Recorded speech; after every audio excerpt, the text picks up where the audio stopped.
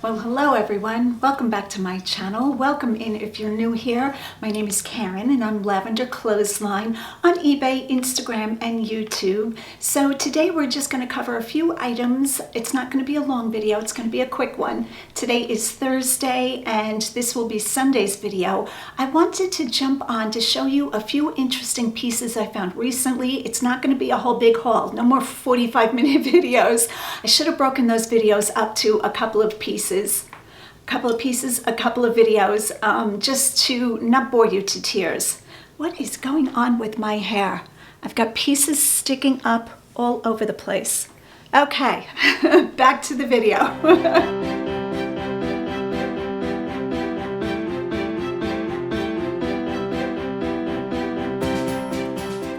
So I'm just going to jump in and show you what I've been finding, and if you want to see what I'm selling the items for, you can look at my eBay store, Lavender Clothesline, but I'm going to jump right in and get started. The first item, I've only found this brand probably a handful of times.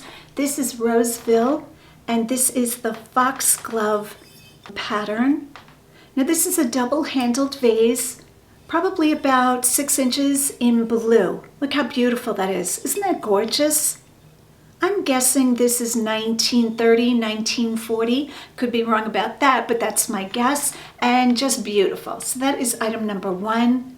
And I don't remember what I put it in my store for. And it just says Roseville, USA, 161. Roseville almost always gives you the number for the model. So that's what that looks like. Item number 2 is this beautiful pot, and I am guessing that this is a chocolate pot. Lots of guesses with this pot because it is unmarked on the bottom. No marking. I have searched it over, and this is what this side looks like. I have tried to run a comp or find it in Google and eBay and came up with nothing. I'm guessing this is Empress Josephine. So if you know your historical figures, just a guess on my part. Now, how did I come to that conclusion? I don't know too many female historical figures. Josephine is on a lot of china, and she also has kind of like an abbreviated crown on her head. So I'm guessing Empress Josephine. If you know different, will you let me know? Or if you recognize what piece of china this is, what brand? Would love to hear that. Beautiful pot. I'm going to guess probably about 9 inches tall, no cracks or chips, and in beautiful pinks and greens. So that was another item. Absolutely yes. Now both these items I found in the same thrift store. I had gotten to that thrift store and went in and automatically boom, boom. Sometimes I feel like I'm in a dream. I'm like, you know, some people dream about like going on vacation, or my dreams are usually in the thrift store. But I said yes to this beautiful, I'm guessing it's a chocolate pie. Another item I found in that same thrift store was this beautiful green pot. Now the thing that gave this away of what kind of pot this is the liner comes out. This is a 2-piece pot. And I believe this is for African violets. African violets don't like their roots to be wet. So I think what happens, well, they don't like their roots sitting in water. I think this bottom part is left unfinished. It's a raw clay so that it's porous and the water soaks up, and then so you put the water in that pot, you put this liner inside or insert, and the water is just gently drawn up. In other words, the plant's roots don't sit in the water. So I said yes to this beautiful pot. All of the items I'm going to show you are between $2 and $4. I didn't pay a lot this time, so I was really thrilled about that. One item I did pay up for, I paid $6.99, and I showed on my Instagram, was a children's teepee tent that my granddaughter helped me set up in my living room and took photos. So far, I have that on Facebook Marketplace and OfferUp, but I might put that onto eBay with shipping. I'll see, and I would ship that out with FedEx because USPS is just out of their minds crazy with the prices. So that's the bigger item that I got for a little bit more money. But all the other things that I'm going to show you, somewhere between $2 and $4 is what I paid. The next 2 items that I found were teacups, very large teacups. I believe this is I'm going to guess a 12 ounce, might even be a 16 ounce. Can't be a 16 ounce. I'm going to guess 12 ounce. Beautiful floral pattern.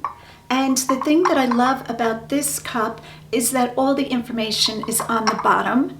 And it is Roy Kirkham, which I've found his china teapot, sugar bowls, and big teacups like this. I think his teacups or coffee cups are always this big.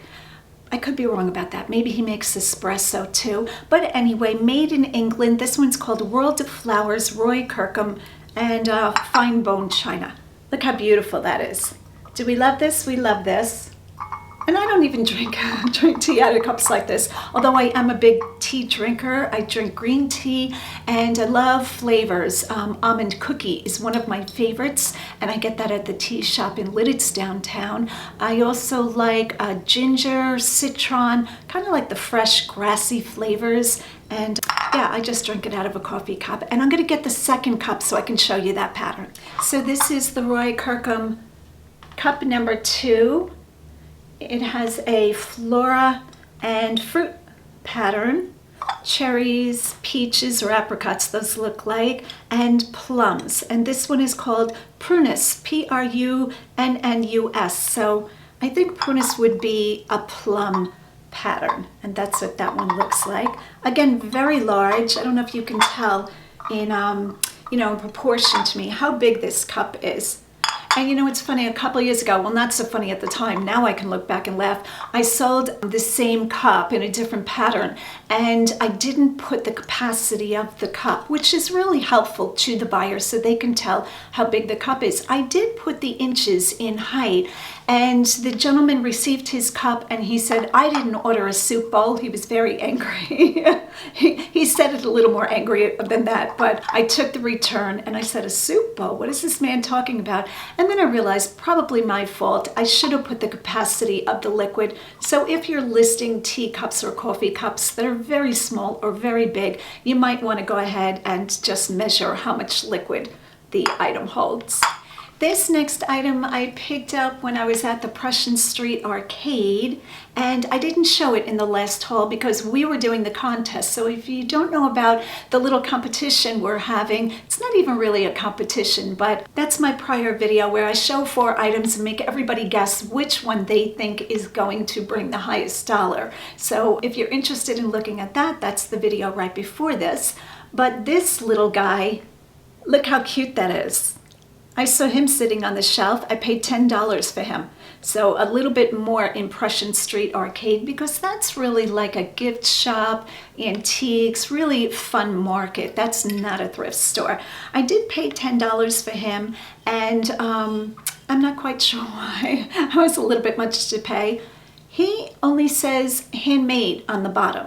So it doesn't say who's making him, and I'm wondering if this is Mexican pottery. Oh, he looks cute with my shirt today. Look at that, same color.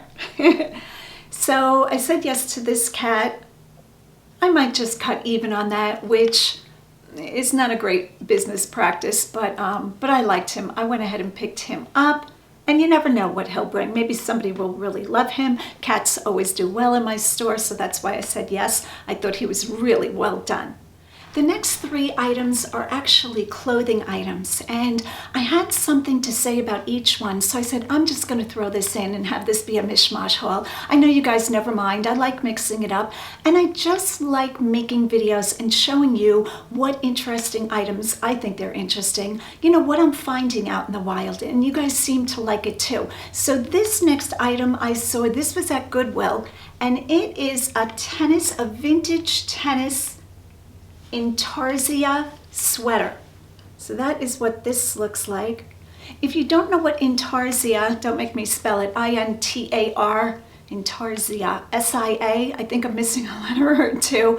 I believe Intarsia is when the sweater has a texture and it has things like applique, different applique things on it. So this tennis racket is, you can actually feel it. So it says love number 15,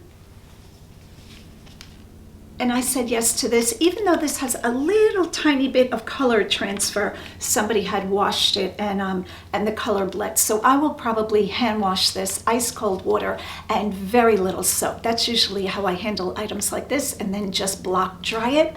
But I said yes to this sweater. I paid $4.75, and I have sold sweaters like this before. I think I usually get between $50 and $60, and that's why I said yes to it. The brand name is Lizzie Ruch, Liziruch. Pretty sure that this is, yes, made in Hong Kong. It's vintage. So I said yes to that. The next sweater is not a brand that I pick up too much, Urban Pipeline, but I did love this sweater for a lot of reasons. I loved it because it had a shawl collar. That's really popular. Look at that print. Aztec, tribal, southwestern, all the names, all the keywords, and the buttons, it buttons down the front. It's a cardigan. So that is why I said yes to this. Again, I paid $4.75. I'm not sure what this is going to bring. I'm guessing $30 or $35. Now, if it was like a Ralph Lauren, a Pendleton, forget it. It would be well over $100. But I think because the graphic is so good, shawl collar, cardigan, no elbow patches, unfortunately. But I think because of those things, I think it'll bring good profit. And I don't think this is going to take too long to sell. Just a guess on my part. And worst case scenario, I will wear it. Now, I don't know if this is men's or women's. I didn't even look. This is extra, extra large. This looks like, kind of looks like a men's, but it kind of looks like unisex. So I'll have to look into it further. I'm sure there's more of these on eBay, and I can just look it up and see if the gender other people are classifying it as, is consistent. If I see the same sweater on, 5 or 6 times and everybody's saying it's men's, then I go ahead and list it as men's. Mine also. Sometimes side tags or other tags will have the RN number. You can put that into a Google search and find, what gender the item is. So I said yes to this. And the last item that I'm going to show is this poncho. Look how good this is. Do we love this? The minute I saw this, I gravitated towards it. I was like, oh yeah, that's a good one. And on top of it, look at this tag. Ready for this tag? Pure alpaca. When you find alpaca, especially if it's baby alpaca, you absolutely want to run a comp. So this one is 100% baby alpaca. Yes, please. Super soft, just lovely. Beautiful design, beautiful colors, especially for fall. So I said yes to this. And I think the sweater that brought my highest record amount the whole time I've been selling was baby alpaca. I'm trying to remember. I felt like there was another word in there, like baby alpaca cashmere or something like that. And that was Loro Piana. If you don't know Loro Piana, you want to look up that brand. Loropiano, I think. Loro Piano. Probably saying that wrong. Sounds Italian. And I think I got over $400 for that sweater. It was just a woman's, I think it was a pink cardigan. I won't even try finding the picture. It was a couple of years ago. But alpaca, people look for sweaters, ponchos, socks, anything in alpaca wool. So that is my quick little video today. I also wanted to do a special thank you shout out to Amy. I won't say her last name. Almost said your last name, Amy.